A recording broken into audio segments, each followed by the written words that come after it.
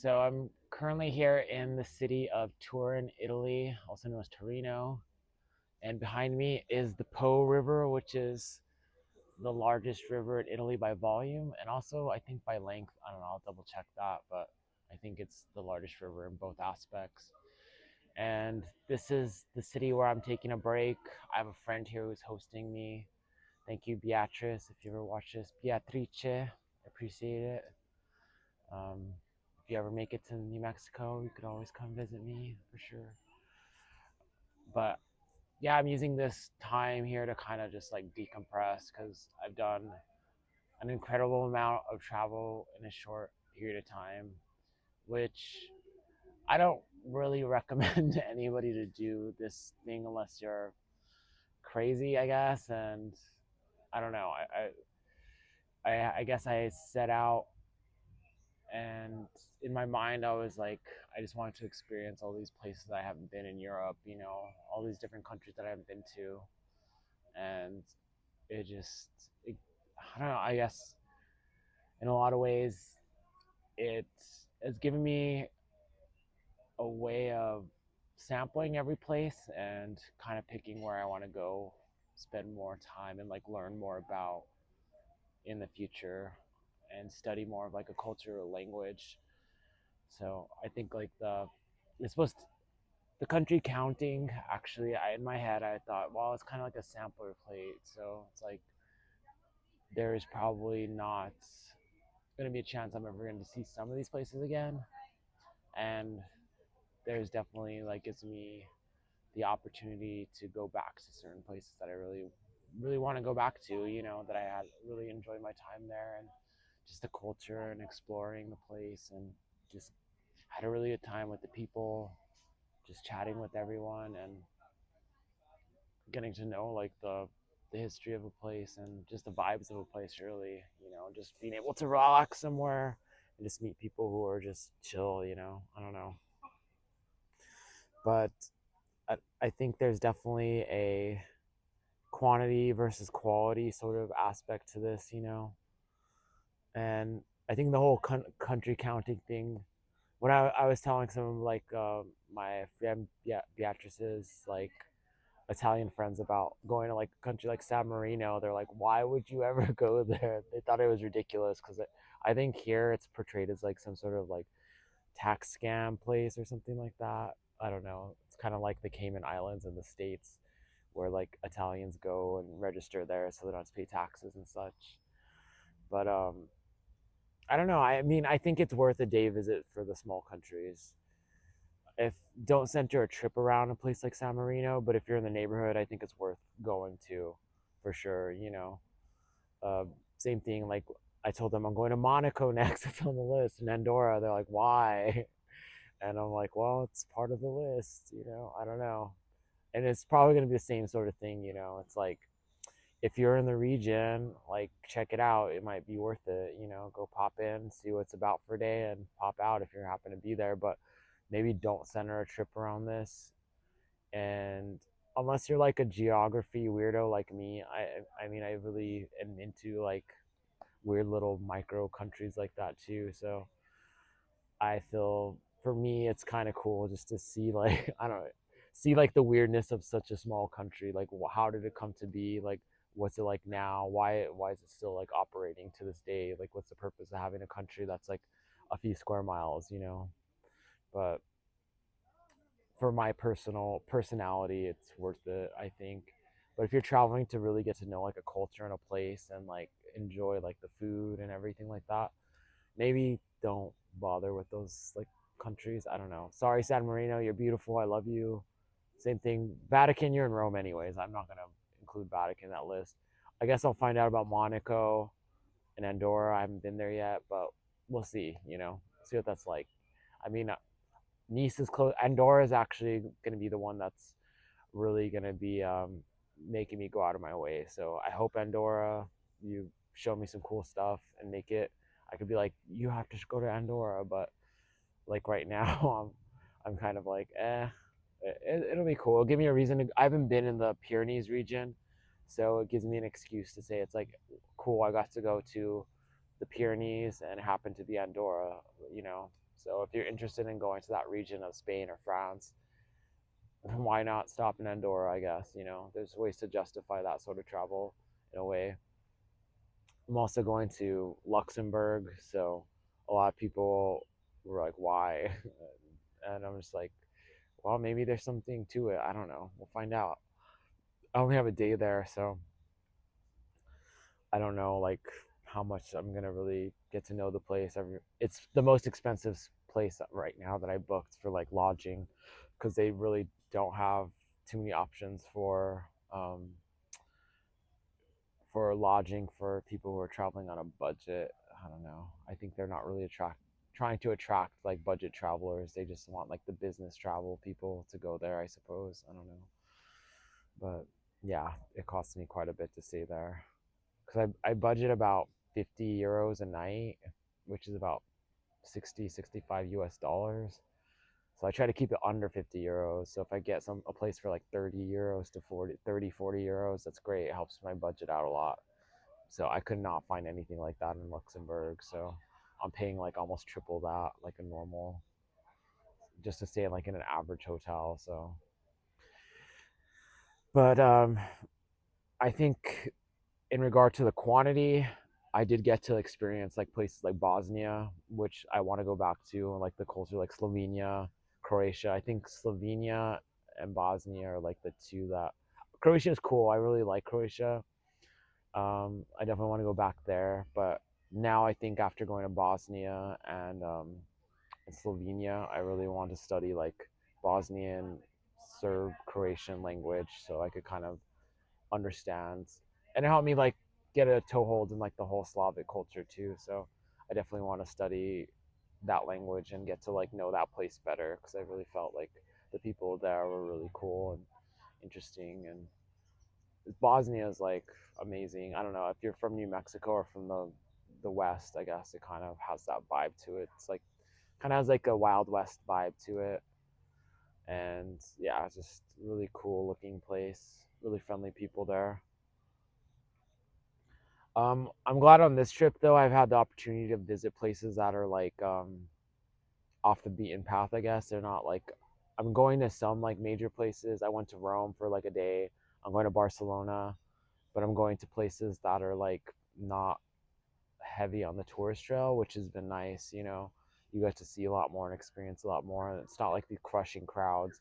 Like I went to the Vatican the other day, and it was just like overwhelming the amount of people, and I think it just like makes me sick just being around like so many crushing tourists. I don't know, the whole over tourism. I'm like, yeah, I'm contributing to that, and when I go to places like Rome and stuff like that, the Vatican, but I'm starting to feel like those places, honestly, spend like a day or two there, go do what you got to do on your checklist, I guess, of stuff you have to see, but go to like a smaller city. Like, I don't know, sometimes too, it's like I don't even want to tell people about a place like Turin. This place is beautiful. There's hardly any tourists here right now, at least. It's the end of April. I'm and it's just gorgeous. I'm like, don't come here. Leave it for me. But it's just I don't know. The smaller city thing I think is probably like a better bet if you really want to get to know a culture, because people are more open to, if you go to a place like Rome or Paris and stuff like that, they're just like you're just there as like income for them. They don't really see you as wanting to really get to know the place. They see you as like just someone spending money to go see like the Eiffel Tower, the Louvre, like the big sites, and you may or may not care much about like the local culture there, like in France or Rome or what have you. You're just there to kind of like use the place as like kind of like a adult Disneyland sort of situation. But yeah, staying at like the medium-sized cities, or even like venturing out to the countryside too, and staying in a rural area is nice too. You really get to know people there. And yeah, like the language barrier here in Italy, for me, it hasn't been too bad. I guess a lot of people seem to speak English pretty good. I'm picking up Italian a lot quicker than I expected. So, but I think if I was here for like a few months, I'd actually be able to like carry on some pretty basic conversations. I'm starting to like form sentences and stuff now. It's been going good. I wish I had I wish I had like 6 months here, honestly. But Yeah, but also I'm off season right now too, so I think that's like a good that's been helping me out a lot being off season. I think coming here like in July, August, September-ish, like I think the last 2 weeks of June and the first 2 weeks of September, it's still kind of like high season. So right now I'm in like the shoulder season kind of. And honestly, this is probably like the best time to travel Europe. I like the spring anyways. Go start like southern Europe in the spring and then move northward as it gets warmer, so the temperature kind of stays like balanced. It's not too hot. That's kind of like how this trip is kind of panning out. So it's been working out pretty well.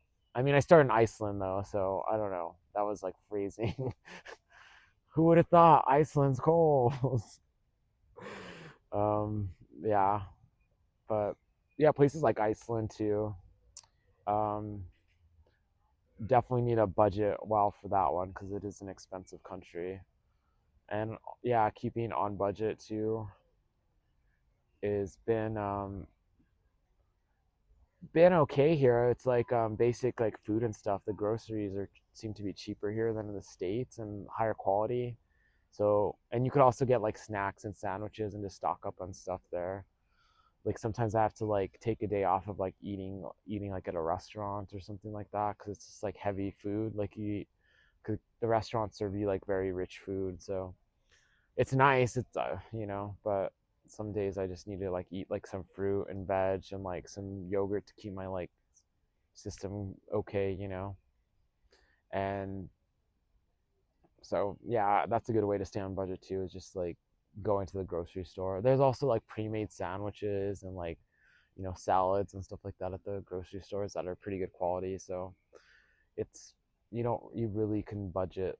You stay on budget like that.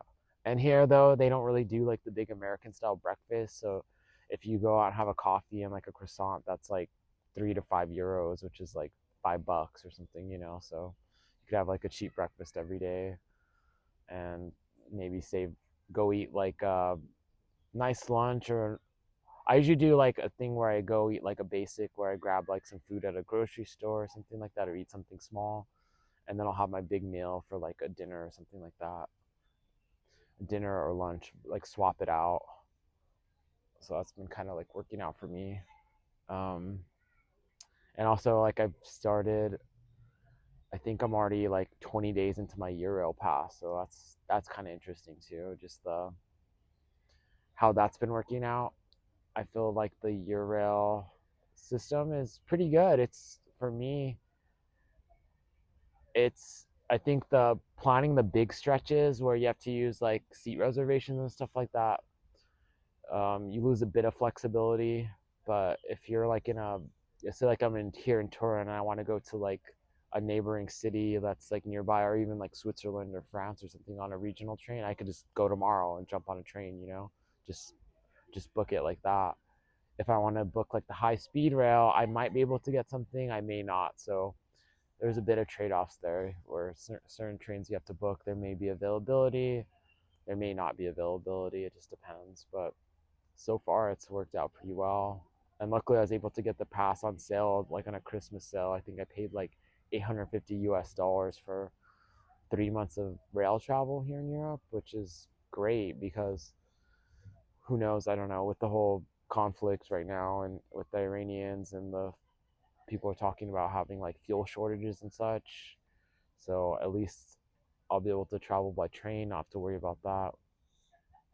I did all my like I did all my flying at the beginning of my trip. So I mean, you kind of have to go to like Iceland. It's an island. Ireland. I guess you get there by ferry too. I guess Iceland you could get by ferry. It'd be kind of long and complicated, but it's possible. I definitely have to do some more research to that.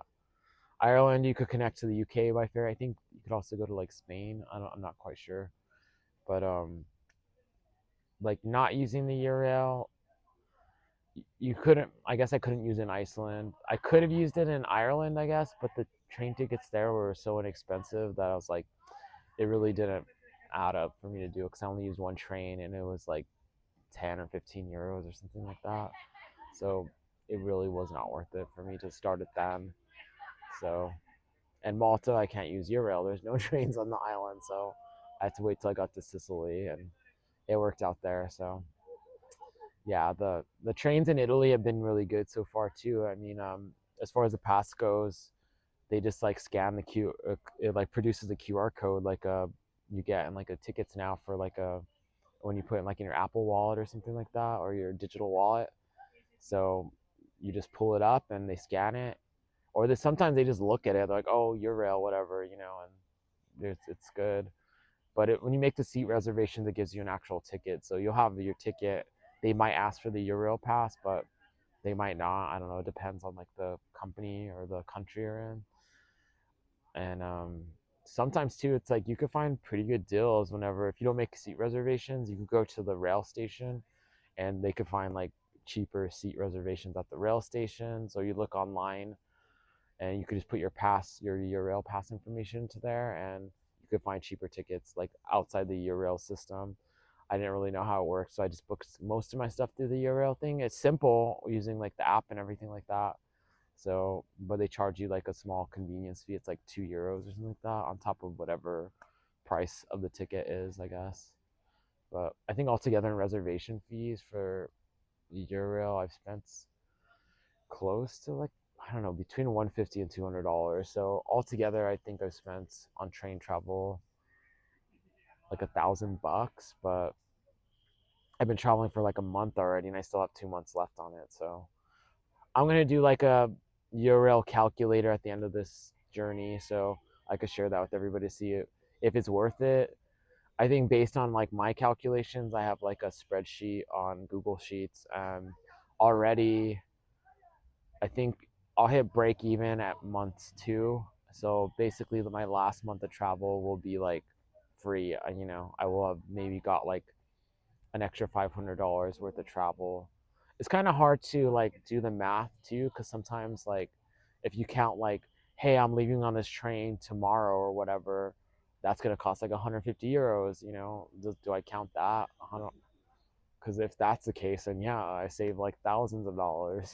But I don't know. I really don't know how I'll do the math on that, but I'm just kind of basing it on like the day I'd actually book the thing. So far it'll probably save me about $500 or $600, I guess.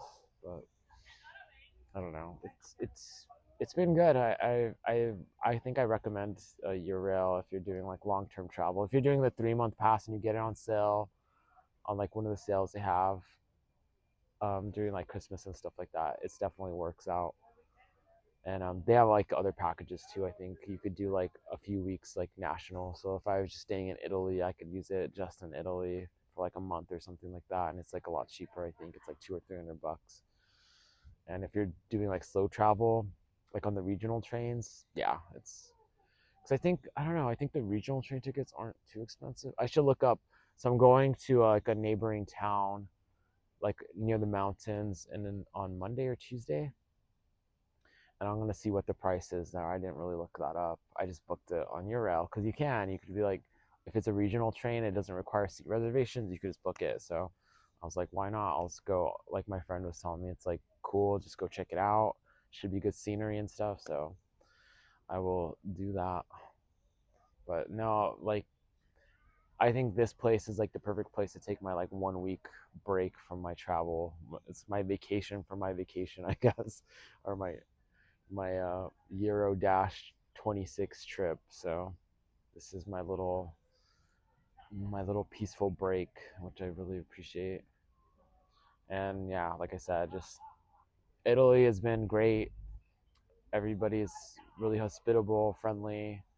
It's it's definitely like the one of the most beautiful countries I've been to, and just like the food and everything, just everything about this place has been good. I haven't any issues here really, but yeah, I'm definitely looking forward to this last 2 months though. It's gonna go by fast. And I'm gonna try to keep up the pace of like videos and such.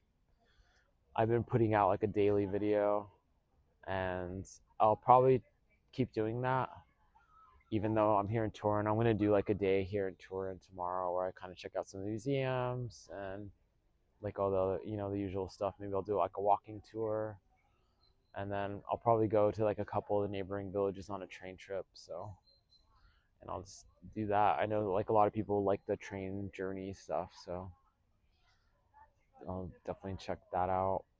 Um, yeah, no, it's this trip has gone well so far, and I really, I'm really great. I'm really grateful for having the opportunity to be able to do something like this because it's like how many people get to do like a weird trip like this in their lives. It's I got to do the Camino Santiago. I got to go to the Arctic Ocean on my motorcycle. And now this is like another like massive trip for me. So I've taken three like really big trips in my life like that where I've traveled like a lot.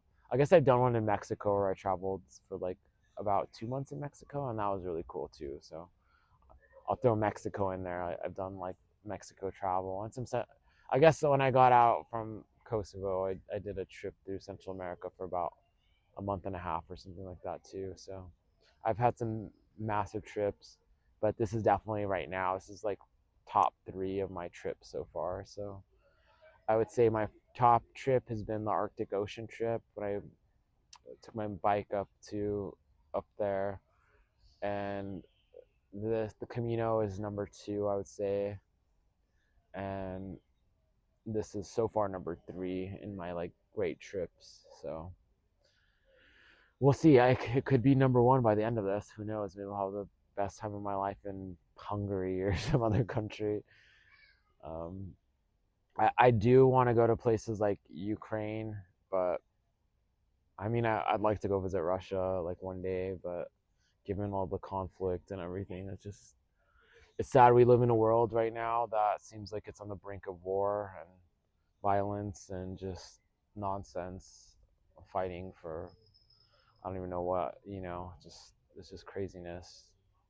But maybe I'll just hope for like a peaceful future where I can actually go experience those places and cultures and none of this craziness is happening. But I appreciate like everybody who's been watching my videos and supporting me, or just enjoying like the stuff I've been putting out. The stuff is mainly for my friends and family, honestly. Mainly for my mom and my grandmother to see like what I'm doing. That's why I started the channel out. So yeah, it's for them, but I'm glad people enjoy it. And honestly, if I'm able to make any sort of money off this, it'd be great. So like and subscribe.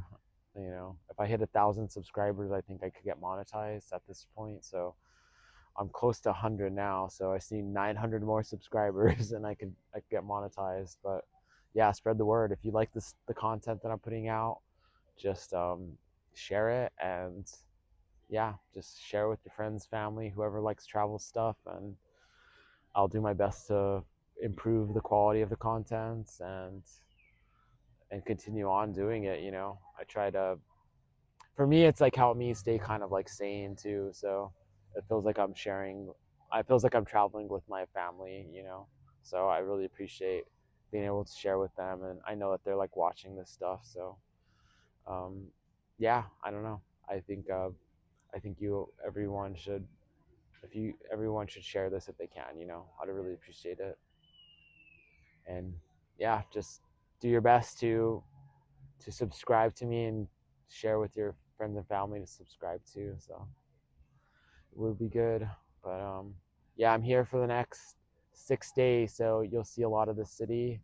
Well, no, 6 days. I guess 5 days. 2 days already passed, kind of. So 5 days. So I got 5 days in Turin and like the surrounding area. So you'll see plenty more of the city. And I hope you enjoy this video. It's not much. It's just me blabbering on and talking about my ideas of travel and what you can do in the future. I don't know how not to fall into the over tourism trap, I guess, because I feel I want to avoid that. But sometimes it's like that. It's like weird. It's like I want to avoid just becoming another obnoxious tourists, but that's kind of what I'm doing. I don't know, you know. I'm trying to be like as respectful as possible and actually like learn stuff while I'm traveling and appreciate the cultures and countries and people that I'm around. So just be more thoughtful in my travel and journeys, and yeah, that's all you can do, I guess, right? So, well, like, subscribe, enjoy, share, appreciate, and yeah, love life.